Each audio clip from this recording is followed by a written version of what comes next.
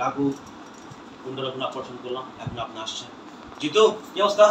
Operation successful? জি sir, operation পুরো successful. শাবাশ, গুড, তোমাকে অ্যাওয়ার্ড দেওয়া হবে। রাঘু গুন্ডাকে নিচে ধরেছো, ও কোথাও ওকে নিয়ে আসো। স্যার রাঘু গুন্ডারে স্যার ধরছিলাম ঠিকই, কিন্তু স্যার ও তো স্যার সুইটটা পালায় গেছে স্যার, আর ধরতে পারলাম না। কি করলা তুমি? ওরা ধরতে পারলাম না, এখন আমরা ওকে কিভাবে ধরবো বলো? স্যার ওরা আমরা ধরতে পারবো স্যার, একদম ইজি।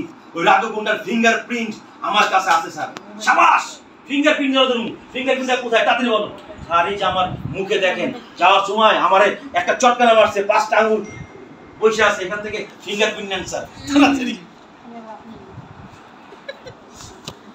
পুলিশ অত্যন্ত ভালো, অত্যন্ত বিচক্ষণ। আমি যখন হাদিস পার্কে যখন আমি শো করি, ওখানকার যে মেয়র আসসালামুল খালেক ভাই ছিল, ওখানে না না খুলনা হাদিস পার্কে খালেক ভাইয়ের সামনে আমি বলছিলাম, ওখানে র্যাব ছিল, পুলিশ ছিল, ডাইরেক্ট লোক বলতেছি যে আমি পুলিশকে ভয় পাই না।